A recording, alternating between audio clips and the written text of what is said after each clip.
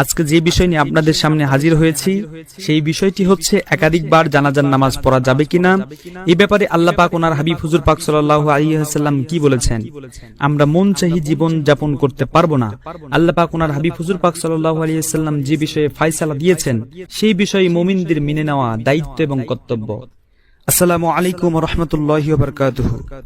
আলহামদুলিল্লাহি রাব্বিল আলামিন ওয়াল আকিবাতু লিল মুত্তাকিন ওয়াসসালাতু ওয়াসসালামু আলা সাইয়্যিদিল আমবিয়া ওয়াল মুরসালিন ওয়া আলা শাইখিনা মুরশিদুনা আযীম ওয়া আলা আহলি বাইতিহিল কারীম। দূরে এবং কাছে, দেশে এবং বিদেশে যে যেখান থেকেই দেখছেন সকলকে মুবারকবাদ। আজকে যে বিষয় নিয়ে আপনাদের সামনে হাজির হয়েছি সেই বিষয়টি হচ্ছে একাধিকবার জানাজার নামাজ পড়া যাবে কিনা। এই ব্যাপারে আল্লাহ পাক ওনার হাবিব হুজুর পাক সাল্লাল্লাহু আলাইহি ওয়াসাল্লাম কি বলেছেন। আমরা মন চাহি জীবন যাপন করতে পারবো না। আল্লাহ পাক ওনার হাবিব হুজুর পাক সাল্লাল্লাহু আলাইহি ওয়াসাল্লাম যে বিষয়ে ফয়সালা দিয়েছেন সেই বিষয়ে মুমিনদের মেনে নেওয়া দায়িত্ব এবং কর্তব্য। নিজের স্বার্থের জন্য, নিজের দলের স্বার্থের জন্য, নিজের ব্যক্তির স্বার্থের জন্য কোনো কাজ আমরা নিজের মতো করে করতে পারবো না। আল্লাহ পাক ওনার হাবিব হুজুর পাক সাল্লাল্লাহু আলাইহি ওয়াসাল্লাম উনি যদি জানাজার নামাজ দ্বিতীয়বার পড়ার অনুমতি দেন তাহলে আমরা জানাজার নামাজ দ্বিতীয়বার পড়ব, আর যদি দ্বিতীয়বার পড়ার অনুমতি না দেন তাহলে আমরা পড়ব না। আসুন হাদিস লক্ষ্য করুন।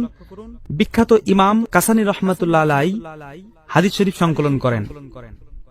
রুবিয়া আন্নান নবিয়্য সাল্লাল্লাহু আলাইহি ওয়াসাল্লাম সাল্লা আলাল জানাজাতি ফালাম্মা ফারাগা জাআ উমর রাদিয়াল্লাহু তাআলা আনহু ওয়া মাআহু কওম ফাআরাদা আন ইউসাল্লিয়া সানিয়া فقال له النبي صلى الله عليه وسلم الصلاة على الجنازات لا تعاد ওয়ালাকিন উদউ লিল মাইয়িতি ওয়াস্তাগফির লাহু। এবার হাদিস শরীফের অর্থের দিকে একটু লক্ষ্য করুন। বর্ণিত হয়েছে একবার আল্লাহ পাক ওনার হাবিব হুজুর পাক সাল্লাল্লাহু আলাইহি ওয়াসাল্লাম জানাজার নামাজ শেষ করলেন। অতঃপর সেখানে হযরত ওমর রাদিয়াল্লাহু তাআলা আনহু একটু দেরিতে উপস্থিত হলেন। তার সঙ্গে ওমর রাদিয়াল্লাহু তাআলা আনহু ওনার সঙ্গে কিছু মানুষও ছিলেন। হযরত ওমর রাদিয়াল্লাহু তাআলা আনহু দ্বিতীয়বার নামাজ পড়ার জন্য নবীজি পাক সাল্লাল্লাহু আলাইহি ওয়াসাল্লাম ওনার কদম মোবারকে অনুমতি চাইলেন। আল্লাহ পাক ওনার হাবিব হুজুর পাক সাল্লাল্লাহু আলাইহি ওয়াসাল্লাম বললেন, দ্বিতীয়বার জানাজার নামাজ পড়া যায় না, যেহেতু ইয়া ফরজে কিফাইয়া।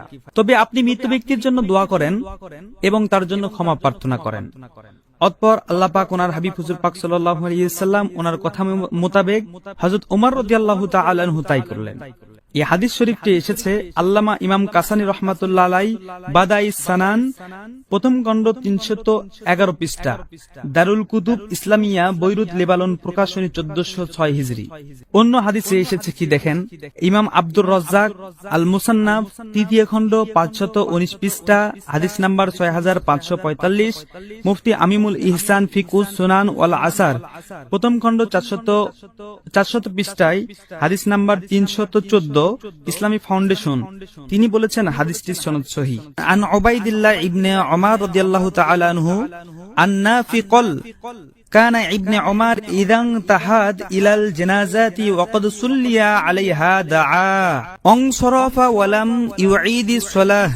বিশিষ্ট তাবেঈ নাফি রাহমাতুল্লাহ আলাইহি বর্ণনা করেন, হযরত আব্দুল্লাহ ইবনে উমর রাদিয়াল্লাহু তাআলা আনহু তিনি যদি কোনো জানাজায় উপস্থিত হয়ে দেখতেন যে জানাজার নামাজ আদায় হয়ে গেছে, তিনি সেই জানাজার নামাজ পুনরায় পড়তেন না এবং সেখানে গিয়ে উক্ত মৃত্যু ব্যক্তির জন্য দোয়া করতেন এবং ক্ষমা প্রার্থনা করতেন এবং পুনরায় সালাত কখনোই তিনি আদায় করতেন না। তাহলে আল্লাহ পাক ওনার হাবিব হুজুর পাক সাল্লাল্লাহু আলাইহি ওয়াসাল্লাম উনি ওমর রাদিয়াল্লাহু তাআলা আনহু ওনাকে নিষেধ করলেন দ্বিতীয়বার নামাজ না পড়ার জন্য, অর্থাৎ দ্বিতীয়বার পড়া যাবে না এই কথাটি উনি বললেন। তাহলে আমরা এখান থেকে শিক্ষা পাইলাম যে ব্যক্তি হোক না কেন আল্লাহ পাক ওনার হাবিব হুজুর পাক সাল্লাল্লাহু আলাইহি ওয়াসাল্লাম উনি যেহেতু দ্বিতীয়বার জানাজার নামাজ পড়তে নিষেধ করেছেন, অতএব আমাদের দায়িত্ব এবং কর্তব্য হচ্ছে দ্বিতীয়বার নামাজ না পড়া এবং উক্ত ব্যক্তির জন্য ক্ষমা প্রার্থনা করা যেতে পারে, তার জন্য দোয়া করা যেতে পারে। আল্লাহ পাক রব্বুল আলামিন আমাদেরকে দলের স্বার্থ, ব্যক্তির স্বার্থ, অর্থের স্বার্থ, দুনিয়ার স্বার্থ, সকল স্বার্থ ত্যাগ করে আল্লাহ পাক এবং ওনার হাবিব হুজুর পাক সাল্লাল্লাহু আলাইহি ওয়াসাল্লাম ওনাদের দেওয়া কোরআন কোরআন এবং হাদিসের বাণী মোতাবেক আমাদেরকে মেনে চলে দুনিয়াতে শান্তি এবং পরকালে মুক্তি আল্লাহ পাক রব্বুল আলামিন উনার এবং উনার হাবিব হুজুর পাক সাল্লাল্লাহু আলাইহি ওয়াসাল্লাম উনাদের মুবারক সন্তুষ্টি অর্জন করার তৌফিক দান করুন। আমিন। আসসালামু আলাইকুম ওয়া রাহমাতুল্লাহি ওয়া বারাকাতুহু।